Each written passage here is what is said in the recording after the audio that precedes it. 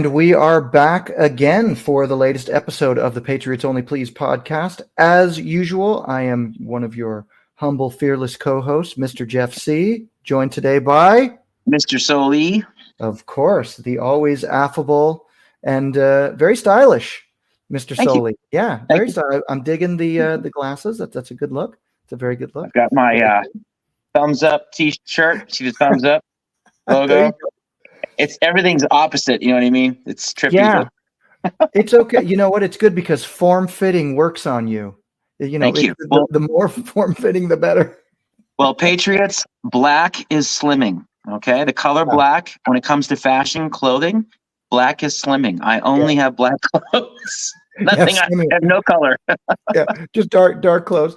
Cool, man. Well, hey, we are back. It's always an adventure. It's always an interesting week when we're talking about the world of politics, especially now that President-elect Trump is out there doing his thing, acting more presidential than arguably our current sitting president, who is nowhere to be seen. I mean, just today, Trump is visiting France. He was, greeted by, Macron and, watching the reopening of the new Notre Dame or Notre Dame, or if you want to say it, French speak. Yes. And yeah, just all around acting and coming across way more presidential than our current president, who's actually making moves internationally. He seems to be, being welcomed with open arms. Not just that, plus, there's the drama going on with all of the cabinet appointees. So, I mean, yeah, as usual, I mean, I'm going to let you have at it and just kind of fire off your take on this week. Thank you. You got it.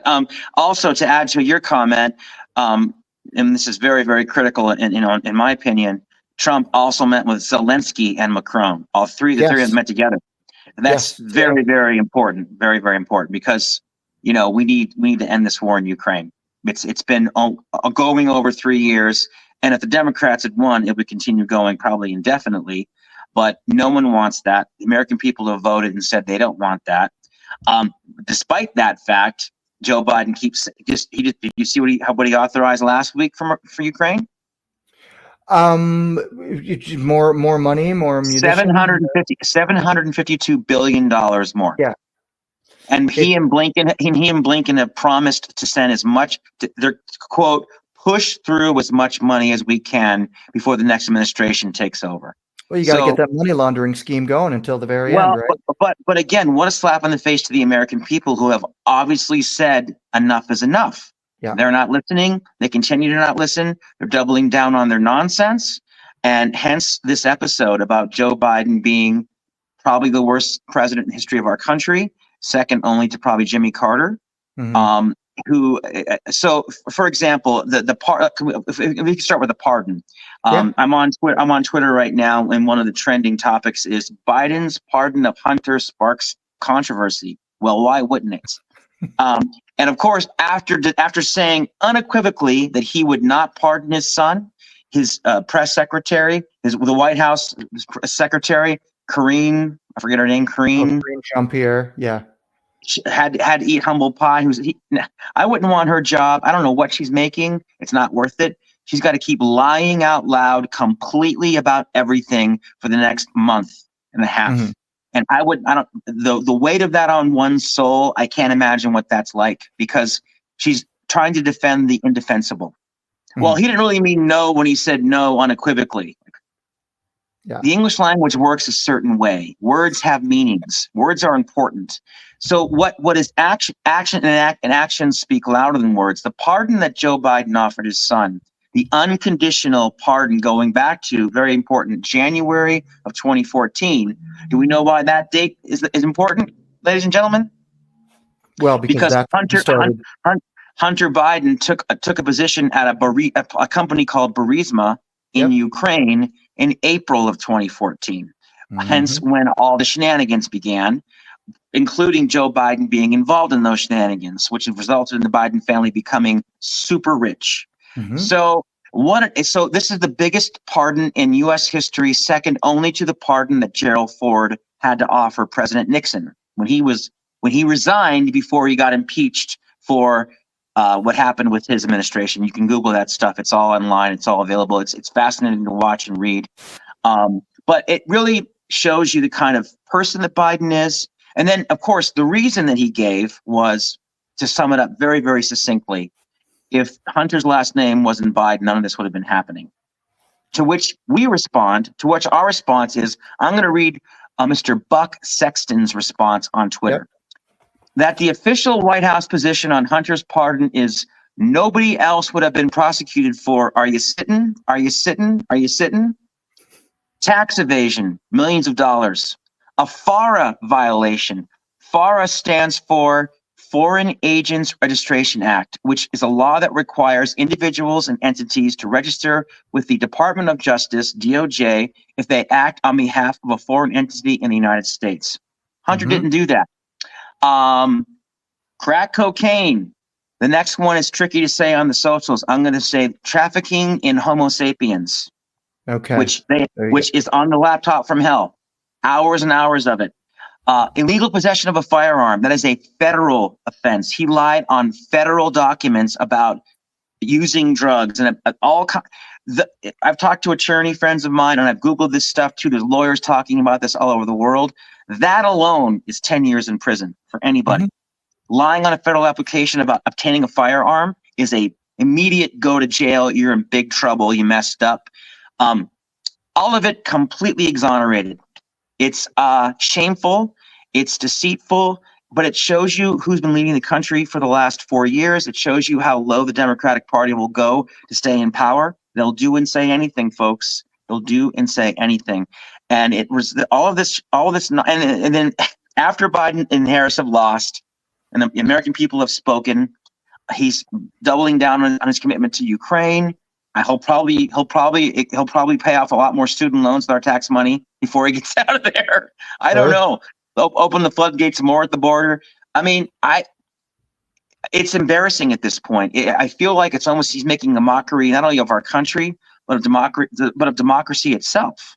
Oh, of course. And he's already talking about preemptive pardons, and I mean, of course, a preemptive pardon. I mean, so does that suggest that there was criminality to pardon in the first place? Because he's talking about Fauci, he's talking about Liz Cheney.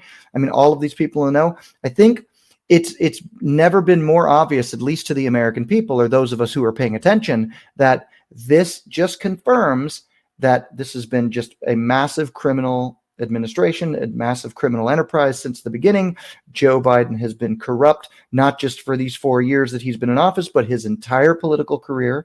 And this just kind of seals that. And I think everybody that's paying attention, folks like us, and even people who aren't necessarily in it as much as we are, they're noticing. And that's the good thing. That's really where it counts, where people who are not necessarily as politically literate as we like to think we are.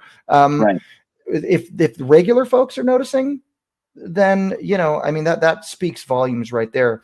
I mean, look, regular folks are feeling it. They're feeling it in their pocketbooks. I can't even believe I'm going to say these words, Jeff. But when the folks in North Carolina and the neighboring states that got destroyed by Helene, the hurricane, found out, FEMA has no more money because they've been sending all of it to Ukraine. That's talk about a smack in the face, a dereliction of duty. I could go on and on. This Joe Biden is the worst president ever. He doesn't care a hoot about democracy, about citizens. It's such a shameful, awful, and I'm sorry, but he was Obama's vice president for 8 years.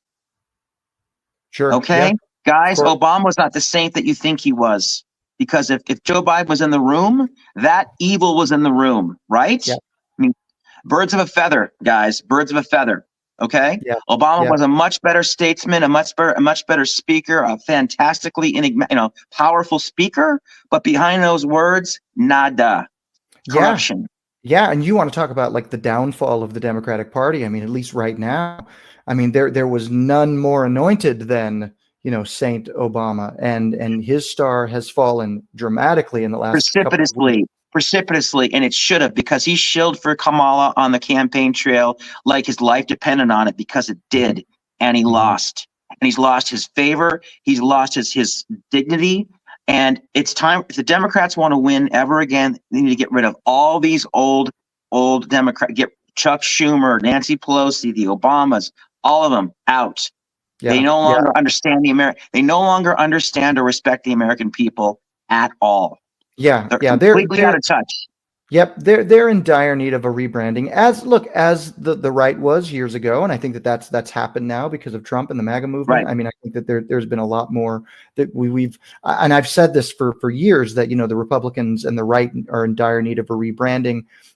We have a marketing problem. I think a lot of that now is starting to turn the other way. And, I think that the left has to do the same. But look, there's plenty of, the uniparty exists for a reason. There's a reason why it's called the uniparty. There's plenty of rhinos. There's plenty of deep state actors that are still, in control, clinging to power. And this is where, where I get a little concerned, because you and I were talking about this a little bit before the show, was, you're always way more optimistic than I am. I'm cautiously optimistic, but you're always way more optimistic than Sure. I am about a lot of this stuff, because I know for a fact that the left, and even what's worse, the rhinos, are going to just put every roadblock in front of every one of Trump's most every one of Trump's appointees. And so to me, like, really, there are people out there. There's been essentially a mandate from the American public, and it's even more damning that you have Republican members of Congress, Republican senators, who are, oh, well, I'm not going to approve Pete Hegseth, or I'm not going to approve, Tulsi Gabbard. Really? Like three human beings can hold up the will of 75 million people or more? Like, that's, to me, that's preposterous. It's ridiculous. Couple of things about that before we get back to Joe Biden. Those folks those rhinos that might try to hold up the process have to try to get reelected one day. Yes. And if they do that anytime soon, with Trump being this popular, good luck. Good luck getting reelected. Good luck losing your job over nonsense. I think what you have to keep in mind is the enormity of this victory, and the fact that Trump came back after missing 4 years and won again. It's only happened one other time in our country's history. This guy has done things that no one else has done.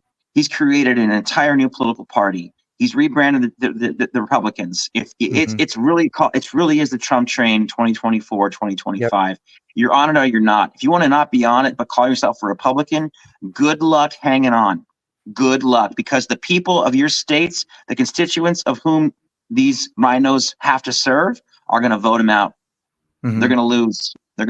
So at some point, they're going to look at their balance sheet and their portfolio and their income and go, I better just stop talking this nonsense and hop on board, or get a really good job, because it's the wrong time in history to be against Donald Trump if you say you're in the same party. Yeah, no, I agree. So just remember the power that what we control now.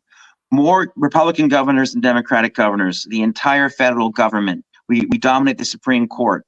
If you want to go against that on principle, you better make sure your principles are sound, because nothing that Trump is doing or saying is out of line with Trumpism, with the MAGA movement, with America First. Yeah, that's hop on board.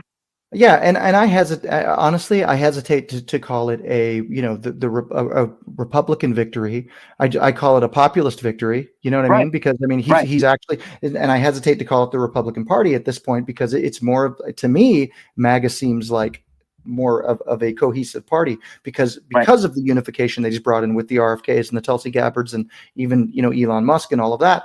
There's much more of a coalition of just everyone coming together to beat the deep state and to beat the uniparty and to go after this entrenched corruption that's been just rampant in the system for decades, at least my entire lifetime. I couldn't agree more. But Joe Biden has shown us that after over half a century of being in government, 36 years as a senator, 8 years as the vice president, 4 as a president, you can still be completely incompetent and get ahead. If you toe the line, do what they tell you to do, and don't quit. Everyone's known Joe Biden was an idiot forever. He's been the joke in DC forever. Rambling Joe Biden. He's always been a moron, not a visionary, not a leader, but he was the right person for the job at the time, because COVID happened The mail-in voting happened because of COVID, and he's a party guy. They knew whatever happened, whatever they threw at him, he would do what they tell him to do. He's the perfect puppet. And the Democrats were positioning themselves to make Kamala the next perfect puppet. You know, John Fetterman won an election in Pennsylvania as a senator. He couldn't even speak after he won the election. He disappeared for 3 months and went to rehab. But he kept his seat. He was voting from the clinic. These Democrats.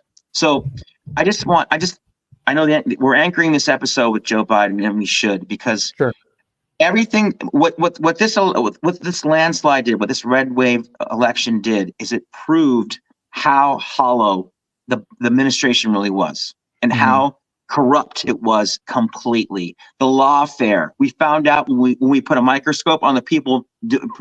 Fannie Willis. How is Fannie Willis lied on the stand, and she's the attorney general? How does she still have a job? How is she not in prison? How is she not up for charges? I mean, come on, right? So we're realizing how deep the deep state is, how big the web goes. But again, justice is coming. Trump has done this before, you know? Yeah. He's going in ready to rock, ready for the pushback, ready to take on the fake news, to dismiss them, essentially, and move forward and keep communicating directly with the American people. That's how he won, and that's how he'll be victorious when he's in office. But for Joe Biden to spend the remaining period of his presidency continuing to tell the American people middle finger, you know what I mean? If you're a Democrat, how the hell do you look in the mirror and think this is how? I mean, this is the leader of their party. This is the president. Well, what a shameful way to go out. Sure. He's the president in name only, right? I mean, that's pretty much it. I mean, look, one of the things that I think is really important, and hopefully this gets addressed, you know, on day one, and I'm sure it's definitely on top of the agenda, is cleaning up the elections, because, you know, we talk about those rhinos that are going to do everything they can to stop, you know, Trump's appointments.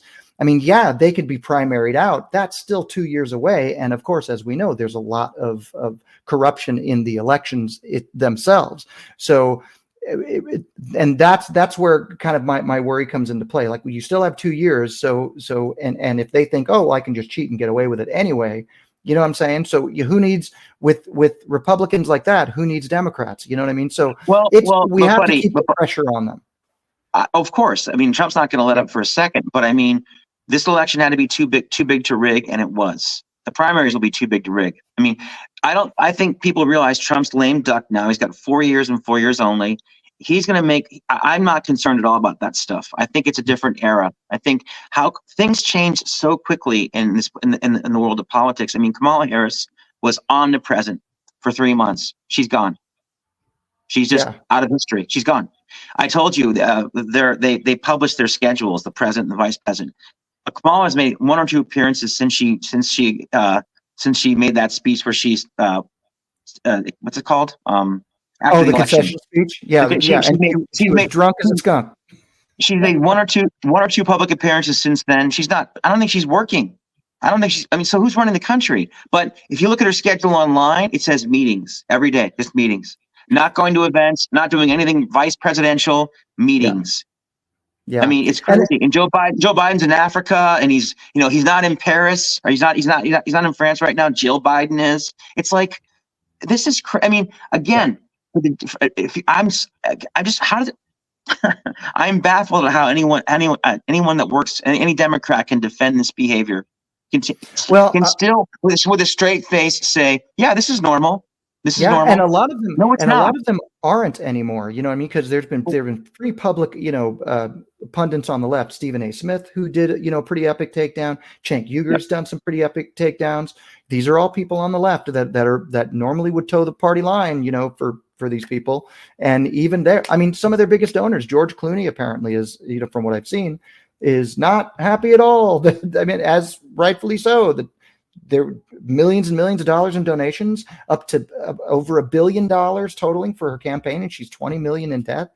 I mean, a lot of them are saying, hey, what's going on? Why are you, they want some sort of accountability. So I think that, again, it's becoming obvious on both sides, and good to that I say great, fantastic, good. Let's see accountability. We'll see, what happens come January. But like you said, I think justice is coming.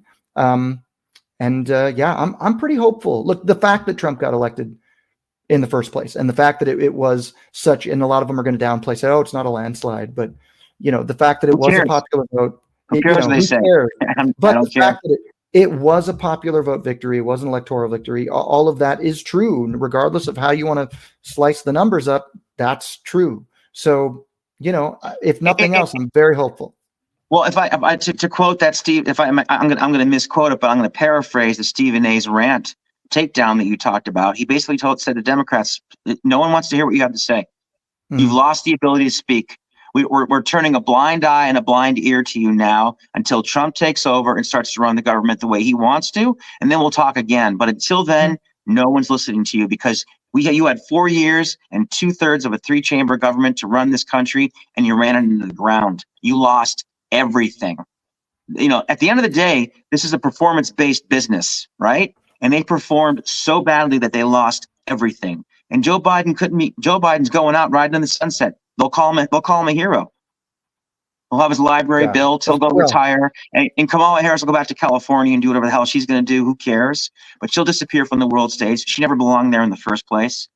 And shame on them. Shame on everyone at that DNC who shilled for them so hard, knowing that Joe Biden was senile and Kamala Harris was completely unfit to serve. They didn't care.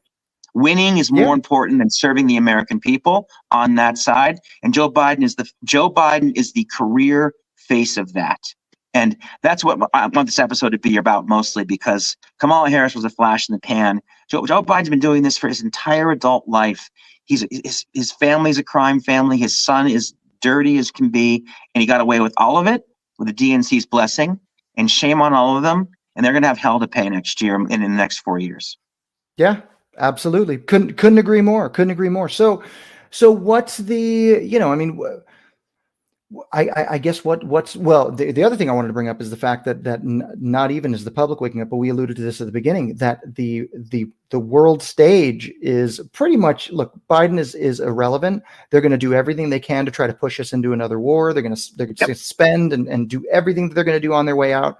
And thankfully, at least the world leaders, that we've seen publicly are just kind of, okay, this is crazy. We're just going to hold on. We just got to hold on for another month, and then things will turn around. So, short of, Joe Biden launching a barrage of nuclear missiles at Russia, I'm hoping that these world leaders are just kind of, like I said, hanging on.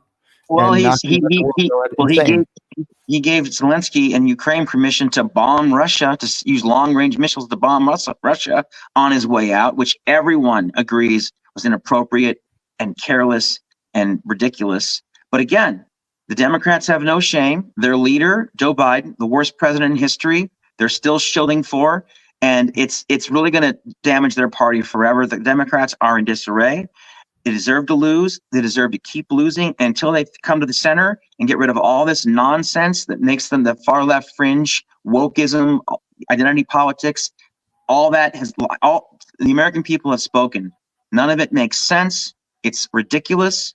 Trump's going to come in there like thunder and just rain down and make everything right. And I'm very, very excited about it.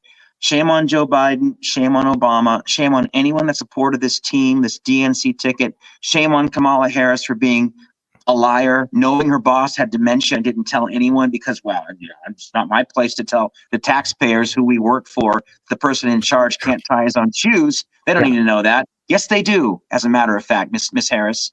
So, it's a reckoning. It really is a reckoning, and the world realizes that when we talked about this in a long episode long ago, talking about economics. When the United States gets the cold, the whole world gets the flu. Well, our immune system just got a big boost, and Trump's going to come in there and make it even stronger, and that's going to make the world.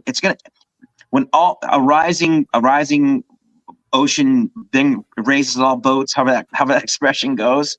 I think the Trump effect's going to affect the entire world. I think we're all going to. Human beings on this planet are being a better place because our country is going to be energy independent, peace through strength, close up the border, stop that nonsense. it's going to be better for the entire world. And I think that Trump will be able to solve the problems that the Biden administration created and or had no idea how to solve, like Iran, like Israel and Gaza, like Ukraine. These are huge problems that affect the entire Middle East, Eastern Europe, and the South China Sea. And we need a strong president that knows what he's doing, and that's going to be Trump. Absolutely. There were no wars under Trump. No new wars started. No new wars. Ended, No. Brokered peace in the Middle East for the first time in decades. So look, and again, all of that is happening. I think that the globally, and not just, here in the States, obviously kind of the mood is lifting a little bit, which is nice. You can feel it. It was a great Thanksgiving. Hey, that was wonderful. Fantastic. And I just think the mood is shifting globally. And so we're seeing that even as Trump, acts essentially as our president in France right now. Great. That the world leaders, again, I'm saying the same thing, but the world leaders are just recognizing that there's a new sheriff in town. Things are going to stabilize out, and this is all a good thing. So, I mean, again, future's looking bright. Let's keep fighting for these appointments and the cabinet appointments. I really think that we do need a guy like Kash Patel. He's kind of that's a non-negotiable. I think we do need, Tulsi, and we do need RFK. We need everybody. I love the fact that Elon, I'm really a fan of Elon and Vivek, everything that they're doing with the Department of Government Efficiency. That's not an appointed office. So, hey, so they're already getting started. So the audits are coming. So this is all good stuff. It's all trending in the right direction. And, again, there's plenty of reason for the future to look bright. No. I don't agree with you. I just want to end maybe any episode by saying that, the downfall of the Democrats, Joe Biden and Kamala Harris were the most recent examples of what's been going on for a long time. They just amplified it by moving so far to the left that they left America behind. Mm-hmm. They moved so far to the left, they left average Americans going, so my daughter has to compete against boys in school and I'm not supposed to say anything? No, you're not. If you do, you're a misogynist. It's all the way down from foreign policy to the social order. Democrats screwed it all up, and they lost everything because they needed to. And Trump's going to hit reset, and we're going to get back to normalcy and American pride and America first. Being energy independent, it's all about energy and the economy. Those are the two main things that we know Trump's going to come in full blast and fix. And then of course the border and the foreign wars. But once the energy costs come down, ladies and gentlemen, our lives are going to be a lot more affordable very, very soon. And thank goodness that Trump won. Thank all of you that voted for Trump, even if you're a Democrat. Thank all of you that supported this new movement, because the Democrats were leading us in the wrong direction really fast, to the tune of trillions of dollars. The Democrats were spending $1 trillion every 100 days since 2021. Yeah, crazy. And most of that not on Americans, by the way. Of course, absolutely. And the problem with that is that it was generally a bipartisan vote that made that happen. So throw all the bums out. Honestly, throw them all out. I don't care. You're, like you said, you're either on board or you're not. So no, really well done. So good. I mean, we like to keep these relatively short. We don't like to do these for like an hour long at a time, but we can go on tears occasionally. But in this case, I think, everybody's eyes and ears are on the world stage at the moment. So, I mean, there's nothing that we can just offer our perspectives as observers, but I think everybody else is forming their own opinions as well. And Jeff, again, you know what I can't wait for? I cannot wait for Trump's first State of the Union. Yeah, because he is gonna. I guarantee he'll spend the first 20 minutes just hollowing out the Biden administration, just letting them have it, and then talk about what he plans to do in the future. But it needs to be reckoned with. It needs to literally, like, what I'm going to be fixing up, what I'm going to be solving is what the previous idiots left at America's doorstep, and shame on them for doing it. Here it is, and here's how we're going to fix it. I can't wait for that moment, man. That's really, and then the Democrats have to sit there and take it. They won't clap, they won't stand. I don't care. It's going to wash through their earballs whether they want to do or not. Yeah, and Nancy Pelosi won't be there to rip up the speech and do all the bullshit. Yeah, it's ridiculous. So cool. All right. Well, I think that's it for us. As always, you can check us out at patriotsonlyplease.com. That's where it's basically just a link tree with that fans out to our other social media platforms. And if you are already on those social media platforms, then check us out, like, subscribe, follow at Patriots Only Please on your favorite social media app. And until next time, as you like to say, I'll give you the last word.